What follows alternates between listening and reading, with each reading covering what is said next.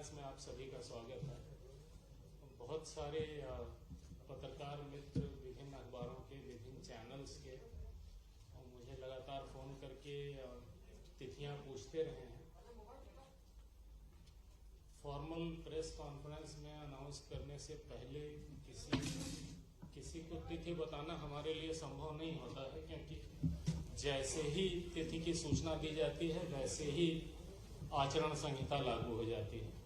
तो हम ये आभास नहीं दे सकते कि कब हम चुनाव करने जा रहे हैं। पिछले बहुत समय से हम लोग लगातार कोशिश कर रहे थे कि हम चुनाव अनाउंस करें, लेकिन बीच में कुछ न कुछ ऐसी परिस्थितियां बनती थी जिसमें हम नहीं कर पा रहे थे। एक बार तो एक्चुअली अच्छा हुआ हमने नहीं किया, क्योंकि हम डेट अनाउंस करने जा रहे थे, तब तक हमें राज्य शासन की चिट्ठी मिली कि अभी आप डेट अनाउंस नहीं करें, कोविड के बढ़ने का खतरा इस समय बहुत ज़्यादा है। और एक्चुअली जिस दौरान हम चुनाव करने के बारे में सोच रहे थे, उस समय इतनी भयानक सेकेंड वेव आई कि न केवल मध्य प्रदेश में बल्कि पूरे देश में बहुत बड़ी संख्या में लोग बीमार पड़े। मैं स्वयं बीमार पड़ा, मेरा पूरा परिवार बीमार पड़ा, मैं तो अस्पताल में भर्ती तक हो गया। तो अच्छा हुआ कि उस समय हमने राज्य सरकार की बात मान करके और चुनाव नहीं किया। अभी की स्थिति ऐसी है कि प्रदेश में 8 करोड़ 80 लाख टीकाकरण हो चुके हैं, फर्स्ट डोज सेकेंड डोज मिला करके, और बहुत बड़ी पॉपुलेशन कम से कम फर्स्ट डोज के लिए कवर की जा चुकी है। कोविड केसेस ज़्यादा नहीं है, लेकिन चुनाव के दौरान हम किसी तरीके की लापरवाही कोविड को लेकर के नहीं होने देंगे। सभी कलेक्टरों को हम लगातार निर्देश देते रहे हैं। अभी भी हमारा पूरा जोर इस बात पर होगा कि चुनाव के दौरान जो कोविड अप्रोप्रिएट बिहेवियर है उसका पालन सभी लोग करें, मतदाता भी, हमारे मतदान कर्मी भी और सभी अधिकारी जो लॉ एंड ऑर्डर ड्यूटी में लगे हैं, जो मतदान के कार्य में लगे हैं। पिछले चुनाव पंचायतों के 2014-15 में संपन्न हुए थे। भाई थोड़ा शांतिपूर्वक 2014-15 में हुए थे। उसमें 841 जिला पंचायत सदस्य, सारी जानकारी हम आपको देंगे। आपको नोट करने की बहुत ज़्यादा चीज़ों की आवश्यकता नहीं पड़ेगी, बट जानकारी तभी देंगे जब आप बाहर निकलेंगे, नहीं तो मेरी बात कोई सुनेगा ही नहीं। 841 जिला पंचायत सदस्य, 6774 जनपद पंचायत सदस्य, 22,604 सरपंच, 3,60,847 पंच पद के लिए निर्वाचन कराए गए थे। इन सभी का कार्यकाल मार्च 2020 में खत्म हो चुका है। तो बहुत लंबा समय इस बीच में गैप हुआ विभिन्न कारणों से, जिसमें कोविड एक बहुत बड़ा कारण है। इस बीच में मध्य प्रदेश शासन एक अध्यादेश लेकर के आया है 21 नवंबर 2021 को, अभी कुछ दिन पहले, और इसके अनुसार उन्होंने एक धारा 9 क अंतर स्थापित की, जिसके अनुसार अब 2014 की स्थिति बहाल हो गई। तो हमें, चूंकि हम बहुत ज़्यादा जल्दी में थे उस समय चुनाव कराने की, हम शायद 22 तारीख को 22-23 के आसपास हम चुनाव की घोषणा कर देते, लेकिन इस अध्यादेश से हम थोड़ा सा सेटबैक हुए। लेकिन जो मतदाता सूची है वो तो पूरी हमारे पास पहले से तैयार थी, केवल एरिया बदल गया। इस दौरान 14 से लेके 19 तक जितनी नई ग्राम पंचायतें बनी थी वो विलोपित हो गई। जिन वार्ड्स में जो भी परिवर्तन हुआ था वो विलोपित हो गया। तो हमें बहुत युद्ध स्तर पर उस मतदाता सूची को एरिया के हिसाब से एडजस्ट करना पड़ा। लकीली आजकल के ज़माने में बहुत सारे काम कंप्यूटर से होते हैं, तो वो काम तो हम तेज़ी से कर सके, लेकिन लोगों को सूचित करना, उनकी आपत्तियां लेना, ये कार्रवाई भी करनी पड़ती है, जिसमें थोड़ा सा वक्त लगता है। तो इसलिए थोड़ा सा और डिले हुआ हमारा, लेकिन आज हम लोग आपके समक्ष हैं। जो अभी हम चुनाव कराने जा रहे हैं, इसमें जिला पंचायत सदस्य 52 जिलों के 859 पद होंगे। जनपद पंचायत सदस्य 313 जनपद पंचायतें हैं हमारी, उनमें 6,727, सरपंच 22,581 ग्राम पंचायतों के लिए 22,581, और इन्हीं ग्राम पंचायतों के लिए पंच 3,62,754। जो 114 ग्राम पंचायतें हमारी ऐसी हैं जिनका कार्यकाल मार्च 2022 के बाद पूरा होगा, तो इनका चुनाव हम मार्च 2022 इनका कार्यकाल पूरा होने के आसपास हम चुनाव कराएंगे। अभी इनको हम इलेक्शन में नहीं ले पा रहे हैं। इन ग्राम पंचायतों में पंच और सरपंच का चुनाव हम अलग से कराएंगे, लेकिन इनसे संबंधित जो जनपद पंचायत के सदस्य होंगे, जिला पंचायत के सदस्य होंगे, उनका इलेक्शन हम इस इलेक्शन के साथ कर रहे हैं। जो कार्यक्रम है हमारे चुनाव का वो 3 चरणों में होगा, ये हम पहले से बता रहे थे। और 3 चरणों में इसलिए होगा क्योंकि हमारे पास जितनी ईवीएम है उन्हीं को हमें 3 बार यूज करना पड़ेगा, इसलिए 3 चरण में हमें करने की जरूरत है।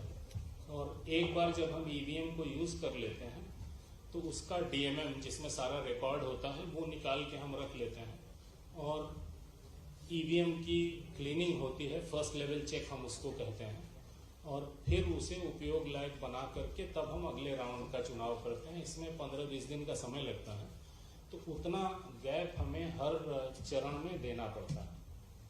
तो प्रथम चरण में हम 85 जनपद पंचायत ले रहे हैं, इसमें 6,283 ग्राम पंचायतें होंगी और मतदान केंद्र 19,998 होंगे। दूसरे चरण में 110 जनपद पंचायतें होंगी, 8,015 ग्राम पंचायतें होंगी और 24,840 इसमें मतदान केंद्र होंगे। तीसरे चरण में 118 जनपद पंचायतें होंगी, 8,397 ग्राम पंचायतें ली जाएंगी और 26,560 मतदान केंद्र होंगे। इसमें कुल मिला के 313 जनपद पंचायतें, 22,695 ग्राम पंचायतें और 71,398 मतदान केंद्र होंगे। एक चरण में जिन जिलों को लिया जाएगा उनकी संख्या है 9, 2 चरण में जिन जिलों को लेंगे उनकी संख्या है 7, बाकी 36 जिलों को हम 3 चरण में लेंगे। जिन्हें 1 चरण में लेंगे उनका नाम है दतिया। ये जो 1 चरण, 2 चरण, 3 चरण, ये हमने लगातार कलेक्टरों से, डिस्ट्रिक्ट एडमिनिस्ट्रेशन से बात करके तय किया है कि कहाँ 1 चरण में डिस्ट्रिक्ट एडमिनिस्ट्रेशन करा लेगा, कहाँ 2 लगेगा, कहाँ 3 लगेगा। तो प्रथम 1 चरण में होने वाले जिले हैं 9, दतिया, हरदा, नरसिंहपुर, पन्ना, अलीराजपुर, निवाड़ी, इंदौर, ग्वालियर और भोपाल। ये इससे स्पष्ट है जहाँ पे बहुत बड़ा एरिया नहीं है, जैसे इंदौर, भोपाल तो अर्बन जिले हैं, तो वहाँ पे रूरल एरिया बहुत कम है, इसलिए हम उसे 1 राउंड में ले पा रहे हैं। जो 2 चरणों में होंगे वो 7 जिले हैं, Burhanpur, Jabalpur, again very large urban area, the rural area is smaller, Singrauli, Umaria, Anuppur, Sheopur, Dewas. बाकी के 36 जिले हम तीनों राउंड में करेंगे। 1/1/2021 की स्थिति की मतदाता सूची का अंतिम प्रकाशन हम 3 मार्च 2021 को कर चुके हैं, और इस मतदाता सूची के अनुसार 3,92,00,000 मतदाता हैं। इनमें पुरुष मतदाता 2,02,00,000 और 1,90,00,000 महिला मतदाता, अन्य मतदाता 1,044। कुल 71,398 मतदान केंद्र हैं। इनमें 3,095 मतदान केंद्रों में मतदाताओं की संख्या 750 से ज्यादा है।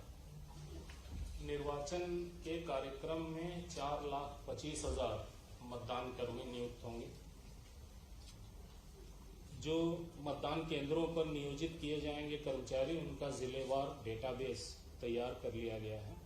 प्रत्येक मतदान केंद्र पर 1 पीठासीन अधिकारी और 4 मतदान अधिकारी नियुक्त होंगे। जहां 750 से ज्यादा मतदाता हैं, इनकी संख्या बहुत ही कम है, वहाँ पे अतिरिक्त मतदान कर्मी नियुक्त किया जाएगा। पंचायत निर्वाचन हेतु जिस विकासखंड में निर्वाचन संपन्न होगा, जिले के भीतर उससे भिन्न विकासखंड के कर्मचारी रैंडमाइजेशन पद्धति से नियोजित किए जाएंगे, ताकि वहीं का कोई आदमी वहां पर ड्यूटी न करे। कोविड प्रोटोकॉल को दृष्टिगत रखते हुए मतदान कर्मियों के तीसरे रैंडमाइजेशन का समय मतदान प्रारंभ होने से 24 घंटे के पूर्व के स्थान पर 48 घंटे पूर्व किया गया है। पहले 24 घंटे पहले करते थे, अब 48 घंटे पहले करेंगे। पंचायतों के आम निर्वाचन के लिए पंच, सरपंच, जनपद पंचायत सदस्य एवं जिला पंचायत सदस्य का निर्वाचन प्रत्यक्ष मतदान प्रणाली से होगा।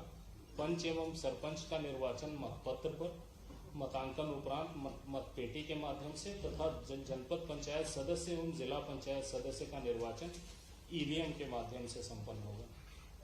निर्वाचन में विभिन्न पदों हेतु मतपत्रों का रंग अलग अलग होगा। जिला पंचायत सदस्य के लिए गुलाबी, जनपद पंचायत सदस्य के लिए पीला, सरपंच के लिए नीला और पंच के लिए सफेद। चूंकि वही मतदाता इन चारों पदों के लिए वोटिंग करेगा, इसलिए ये कंफ्यूजन दूर करना है। डेट ही बताने जा रहा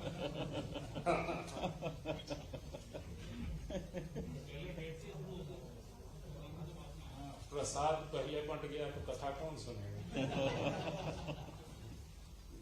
जो ये चीजें भी उतनी ही इम्पोर्टेंट है जितनी इम्पोर्टेंट डेट है, और ये डिसेमिनेट होना पब्लिक को जरूरी है आपके माध्यम से। हम तो अपनी ओर से और जिला प्रशासन के माध्यम से कोशिश कर ही रहे हैं, लेकिन हमारी रीच कभी उतनी नहीं हो सकती जितनी रीच आपकी है। समस्त मतदान केंद्रों पर मतदान का समय 7 बजे से दोपहर 3 बजे तक होगा, और सिस्टम वही रहता है कि जो भी समय से पहुंच गया उसे पर्ची दी जाती है। तब तक मतदान चलता है जब तक सारे पर्ची वाले लोग वोट नहीं डाल रहे हैं। मतदान हेतु मतदाता को आयोग द्वारा विहित 23 पहचान पत्रों में से कोई एक पहचान पत्र साथ में लाना होगा। आइडेंटिफिकेशन जरूरी है। पंच एवं सरपंच पद की मतगणना मतदान समाप्ति के बाद मतदान केंद्र पर ही की जाएगी। जनपद पंचायत सदस्य एवं जिला पंचायत सदस्य के पदों हेतु ईवीएम से मतगणना विकासखंड मुख्यालय पर की जाएगी। पंच सरपंच पद की मतगणना का सारणीकरण एवं परिणाम की घोषणा विकासखंड मुख्यालय पर की जाएगी। जनपद पंचायत सदस्य के मतों का सारणीकरण एवं परिणाम की घोषणा विकासखंड मुख्यालय पर ही की जाएगी। जिला पंचायत सदस्य के लिए मतों का विकासखंड स्तरीय सारणीकरण उपरांत जिला मुख्यालय पर सारणीकरण करते हुए निर्वाचन परिणाम की घोषणा की जाएगी। पंचायत के इस चुनाव के लिए हमारे पास कुल 55,000 ईवीएम उपलब्ध हैं। विभिन्न चरणों में हम जो ईवीएम का इस्तेमाल कर रहे हैं, रिजर्व ईवीएम जोड़ करके प्रथम चरण में 26,910, द्वितीय चरण में 33,657 और तृतीय चरण में 35,797। इससे पता लगता है कितने ईवीएम हमें लगते हैं, और चूंकि केवल 55,000 हैं, इस कारण से हमें कई राउंड में जाना पड़ रहा है।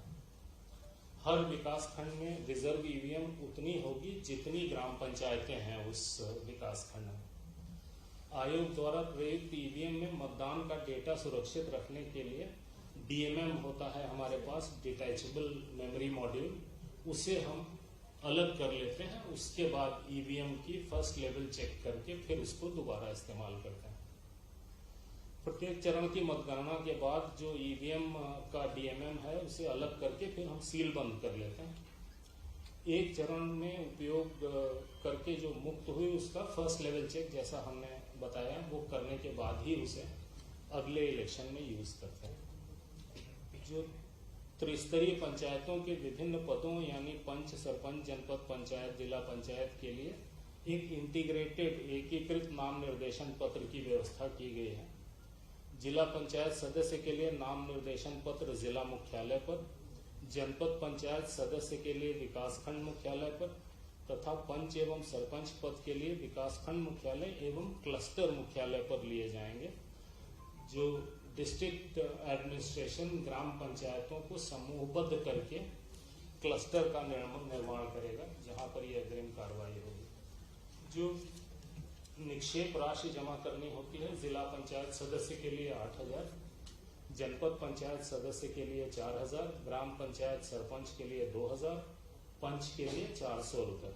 लेकिन अनुसूचित जाति, अनुसूचित जनजाति, अन्य पिछड़ा वर्ग एवं महिला अभ्यर्थी के मामले में ये निक्षेप राशि आधी जमा करनी पड़ेगी।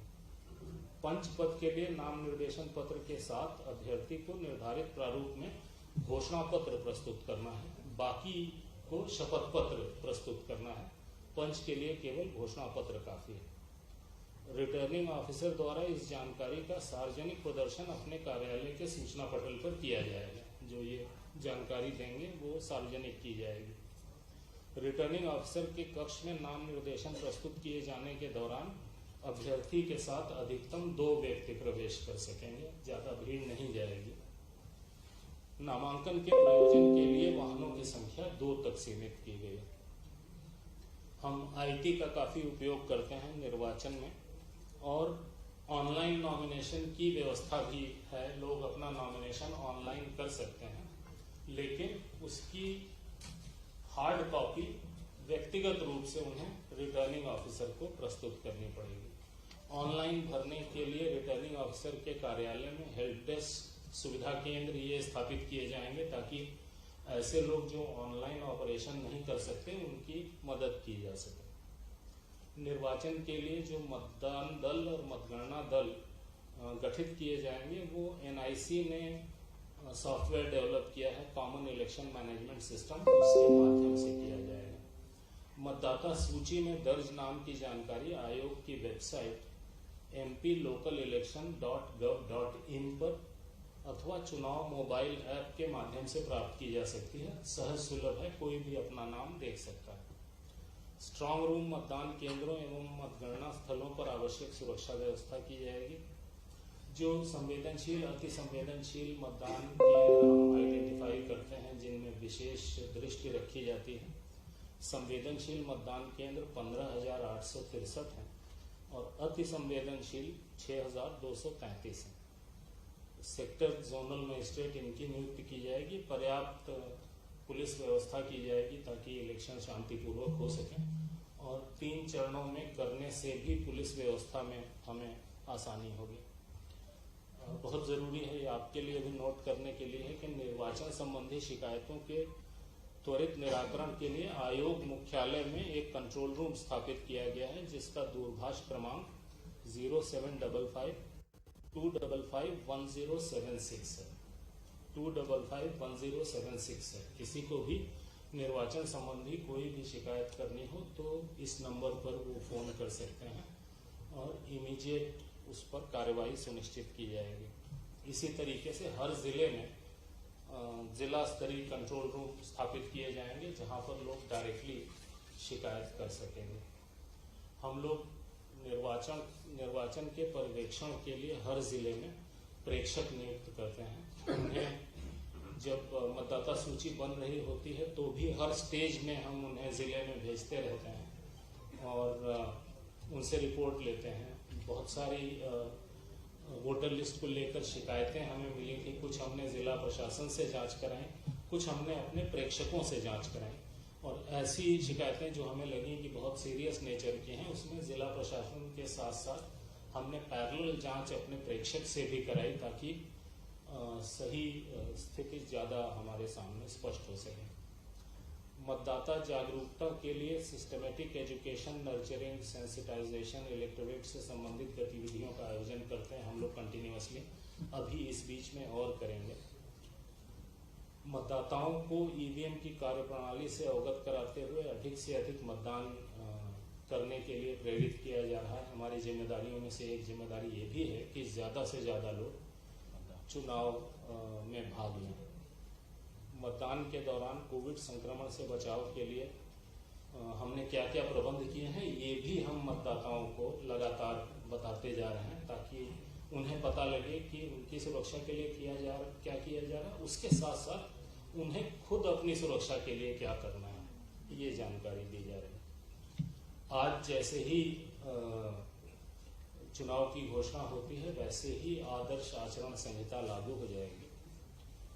मतदाताओं को प्रभावित करने संबंधी घटनाओं पर नियंत्रण के लिए आदर्श आचरण संहिता लगती है और परिणाम घोषित होने तक ये प्रभावशील रहेगी। आदर्श आचरण संहिता के प्रावधान राजनीतिक दलों पर भी लागू होते हैं। हालांकि चुनाव नॉन पार्टी बेसिस पर होते हैं, लेकिन model code of conduct political parties पर भी लगता है, उन्हें भी इसका पूरी तरीके से पालन करना होगा। अभ्यर्थियों पर शासकीय विभागों, कर्मियों, त्रिस्तरीय पंचायतों के पदाधिकारियों एवं कर्मचारियों सब पर लागू होता है। इनफैक्ट हम जब जैसे ही इलेक्शन डिक्लेयर करते हैं वैसे ही हम चीफ सेक्रेटरी को पत्र लिखते हैं 500 कॉपियों के साथ आदर्श आचरण संहिता की, कि वो हर विभाग तक वो पहुंचा दें और उन्हें इंस्ट्रक्ट करें कि ये आदर्श आचरण संहिता है। पूरी की पूरी गवर्नमेंट, सारे के सारे सरकारी विभाग इसका पालन करें। निर्वाचन के दौरान किसी भी अभ्यर्थी को प्रचार हेतु सभा, रैली, जुलूस आदि आयोजन के पूर्व सक्षम प्राधिकारी की अनुमति लेना अनिवार्य होगा। मतदान समाप्ति के समय से 48 घंटे पूर्व की कालावधि के दौरान सार्वजनिक सभा, जुलूस, रैली आदि पर प्रतिबंध रहेगा। अंतिम पैराग्राफ तक पहुंचा हूं, धीरे छोड़िए। ये सब नहीं मिलेगा आपको, मुद्दे की बात मिलेगी। नहीं, आपका सदैव स्वागत है। हम भागते इसलिए हैं क्योंकि आप केवल डेट पूछते हो जो हम बता नहीं सकते। आज हम बता सकते हैं तो हमने खुद सबको बुलाया। ठीक है। आयोग ने कोविड से बचाव के लिए ढेर सारे निर्देश जारी किए हैं। वो वही हैं जिनसे आप बार बार परिचित हैं, तो जो आप चाहते हैं वो बता दें आपको। निर्वाचन की सूचना का प्रकाशन और नाम निर्देशन पत्र प्राप्त करना, ये प्रथम चरण के लिए 13/12/2021 यानी 13 तारीख से निर्वाचन की सूचना का प्रकाशन किया जाएगा और नाम निर्देशन पत्र प्राप्त करना शुरू हो जाएगा। नाम निर्देशन पत्र प्राप्त करने की अंतिम तारीख 20 दिसंबर। नाम निर्देशन पत्रों की संवीक्षा यानी जांच 21 दिसंबर। नाम वापस लेने की अंतिम तारीख 23/12 और इसी दिन सिंबल अलॉटमेंट होगा। मतदान यदि आवश्यक हो, हम ऐसा इसलिए कहते हैं कि पंच के पद के लिए कई बार कुछ जगहों पर या कई जगहों पर इलेक्शन नहीं होते हैं। मतदान 6 जनवरी 2022 पहले चरण का। मतदान केंद्र पर की जाने वाली मतगणना केवल पंच और सरपंच के लिए 6 जनवरी। जनपद पंचायत सदस्य एवं जिला पंचायत सदस्य की विकासखंड मुख्यालय पर ईवीएम से की जाने वाली मतगणना 10 जनवरी। पंच सरपंच पद की मतदान केंद्र पर की गई मतगणना का सारणीकरण और परिणाम की घोषणा और पंच सरपंच पद की विकासखंड मुख्यालय पर की जाने वाली मतगणना, सारणीकरण, निर्वाचन परिणाम की घोषणा 11 जनवरी। जनपद पंचायत सदस्य पद के लिए मतों का सारणीकरण और निर्वाचन परिणाम की घोषणा, जिला पंचायत सदस्य पद के लिए मतों का विकासखंड स्तरीय सारणीकरण 22 तारीख को, 22 फरवरी। जिला पंचायत सदस्य पद के लिए मतों का जिला मुख्यालय पर सारणीकरण एवं निर्वाचन परिणाम की घोषणा 23 फरवरी। द्वितीय चरण में निर्वाचन पद की सूचना का प्रकाशन 13/12 सेम डेट। नाम निर्देशन पत्र प्राप्त करने की अंतिम तारीख 20/12। संवीक्षा 21/12। नाम वापस लेने की तारीख 23/12। मतदान 28/1। हमें गैप देना पड़ता है 15-20 दिन का, ताकि हम डीएमएम निकाल करके और ईवीएम का फर्स्ट लेवल चेक करके ईवीएम क्लीनिंग करके उसे अगले चुनाव के लिए तैयार कर सकें। मतगणना पंच सरपंच की 28/1। जनपद पंचायत सदस्य एवं जिला पंचायत सदस्य की विकासखंड मुख्यालय पर ईवीएम से की जाने वाली मतगणना 1 फरवरी। पंच सरपंच पद की मतदान केंद्र पर की गई मतगणना का सारणीकरण और परिणाम की घोषणा 2 फरवरी। जनपद पंचायत सदस्य के लिए सारणीकरण और घोषणा 22 फरवरी। और जिला पंचायत के सदस्य के लिए सारणीकरण उनके मतों का, और 23 फरवरी को जिला मुख्यालय पर जिला पंचायत के सदस्य के निर्वाचन परिणाम की घोषणा। तीसरे राउंड के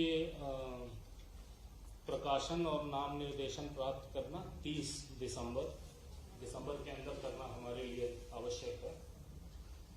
नाम निर्देशन प्राप्त करने की अंतिम तारीख 6 जनवरी, जांच 7 जनवरी, नाम वापस लेना और प्रतीक आवंटन 10 जनवरी, मतदान 16 फरवरी। तो मतदान 6 जनवरी, 28 जनवरी और 16 फरवरी, ये 3 राउंड के मतदान हैं। 16/2 को पंच सरपंच की मतगणना, जनपद पंचायत सदस्य और जिला पंचायत सदस्य के मतों की गणना 20 फरवरी, पंच सरपंच पद की मतदान केंद्र पर की गई मतगणना का सारणीकरण और परिणाम की घोषणा 21 फरवरी, जनपद पंचायत के लिए परिणाम घोषणा 22 फरवरी, जिला पंचायत का सारणीकरण होगा उस दिन, और अगले दिन 23 फरवरी को जिला पंचायत सदस्य के पद के लिए सारणीकरण और निर्वाचन परिणाम की घोषणा होगी। ये पूरी जानकारी है जी। अंतिम परिणाम 23 फरवरी।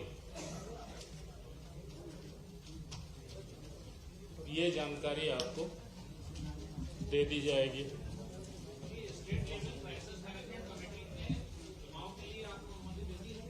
मुझे जरूरत नहीं है, हम एक कॉन्स्टिट्यूशनल बॉडी हैं और हाई कोर्ट में कुछ केसेस लगे थे जिसमें किसी ने कहा था कि जिला पंचायत चुनाव में देर हो रही, जल्दी कराइए। किसी ने कहा था कि कोविड फैल रहा है, जल्दी करिए। आज की तारीख में एज ऑफ टुडे पूरे प्रदेश में 128 केस है। 52 जिलों में 128 केस बहुत ही छोटा नंबर है। तो परिस्थितियां अनुकूल हैं चुनाव की। टोटल 128 हैं पूरे प्रदेश में। IAS ऑफिसर एसोसिएशन ने अपना कार्यक्रम स्थगित कर दिया। हाँ, उसके हम भी IAS अधिकारी हैं भूतपूर्व। उसके कई कारण हैं, कोरोना उसका कारण नहीं है। शांत रहे तो बात सुनाई देगी जी।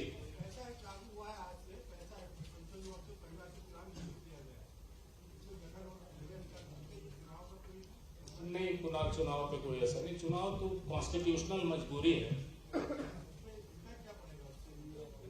किससे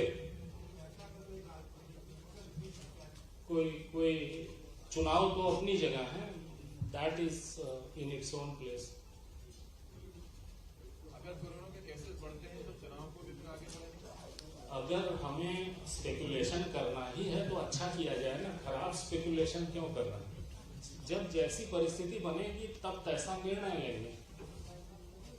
चुनाव कभी भी इस तरीके से नहीं किए जाएंगे कि आम जनता के जान माल स्वास्थ्य को किसी भी प्रकार का खतरा है। पहले भी जब हम चुनाव की बात कर रहे थे तो हम ये कहते थे कि कोविड पर दृष्टि रहेगी और पूरी कोशिश हमारी ये होगी कि हमारे कारण, चुनाव के कारण कोविड के केसेस की बढ़ोतरी न हो। और हम डेली रिपोर्ट लेते हैं हेल्थ डिपार्टमेंट से कि कितने टीकाकरण हुए और कितने केसेस हुए, कितने नए केसेस हुए, कितने पुराने लोग ठीक होकर के वापस गए, जो केसेस हैं उनमें सीरियस कितने हैं, ये भी हम लेते हैं। तो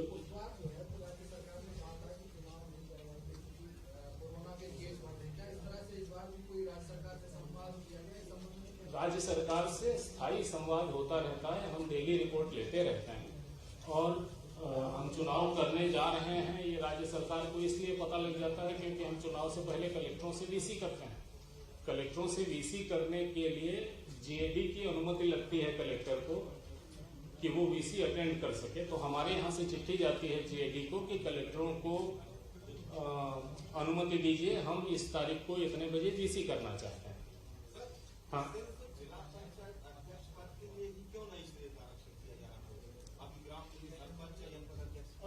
नहीं समझा मैं आपकी बात। 1 मिनट पहले उनकी बात समझ लूं तो फिर अगला बताऊंगा जी। हाँ, ये सब पहले से हो चुका है, ये सब पहले से हो चुका है।